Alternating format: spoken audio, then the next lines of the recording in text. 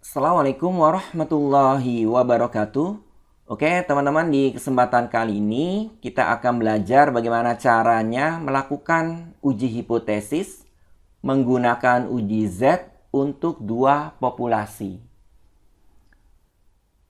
Oke, teman-teman harus mendownload, kemudian install serta aktifkan package BSDA terlebih dahulu. Download dan installnya caranya tools, kemudian install package. Teman-teman cari package BSDA. Kalau sudah ditemukan, langsung install. Nanti akan secara otomatis mendownload kemudian menginstal. Setelah itu teman-teman jangan lupa aktifkan package BSDA-nya. Caranya library dari BSDA. Oke, kemudian berikutnya kita akan beralih ke contoh. Ada suatu problem di mana diketahui informasi seperti ini ya teman-teman. Rata-rata sampel yang pertama yaitu 1,83.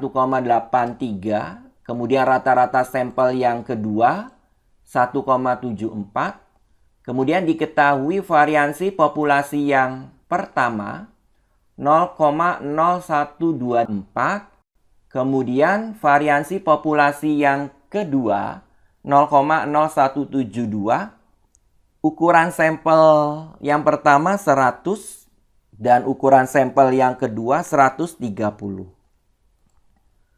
Oke, kalau kita perhatikan informasi yang diberikan problem atau soal, diketahui variansi populasi, baik populasi yang pertama maupun populasi yang kedua. Maka dianjurkan kita gunakan uji Z. Oke ya teman-teman.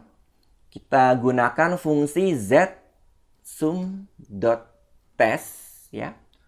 Oke, kemudian kita tuliskan parameter mulai dari sampel yang pertama berarti min X. Rata-rata sampel yang pertamanya adalah 1,83.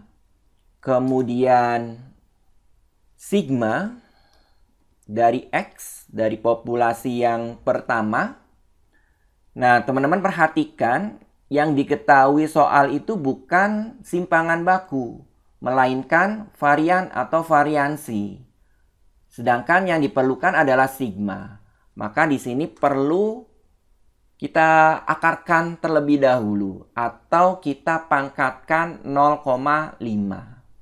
Berarti 0,0124 kita pangkatkan 0,5 supaya yang tadinya varian atau variansi berubah menjadi sigma atau simpangan baku. Kemudian berikutnya NX-nya untuk ukuran sampel yang pertama adalah 100. Oke, seperti ini. Berikutnya kita beralih ke sampel yang kedua.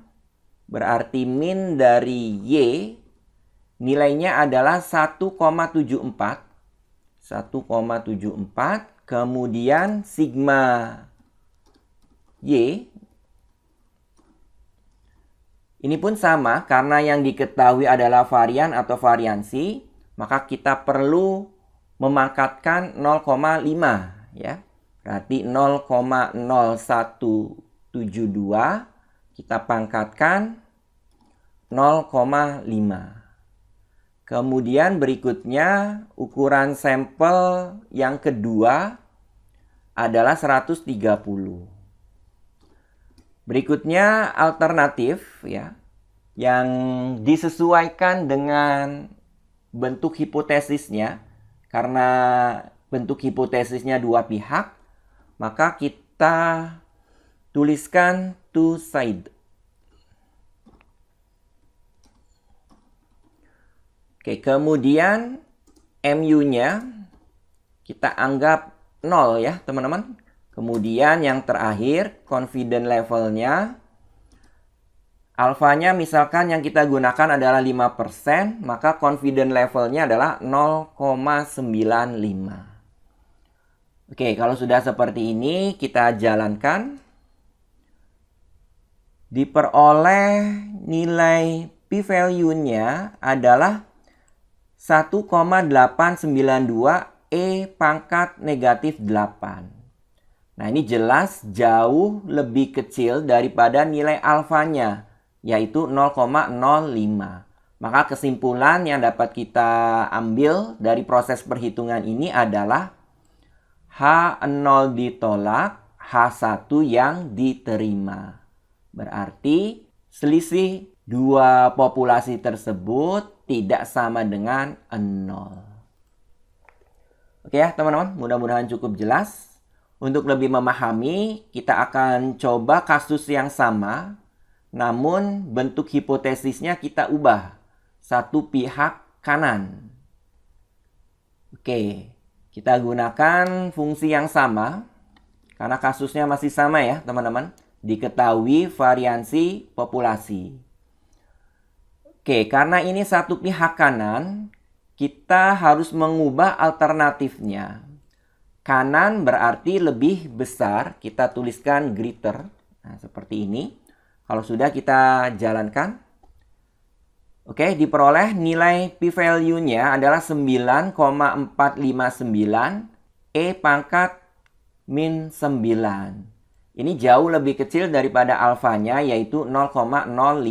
Maka H1 yang diterima, yaitu selisih dari rata-ratanya itu lebih besar daripada 0.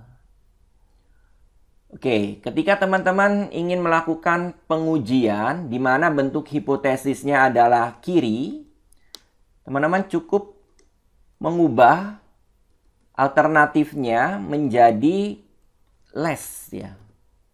Oke, berarti di sini ya teman-teman. Kita ganti bukan greater ataupun two side, tapi less.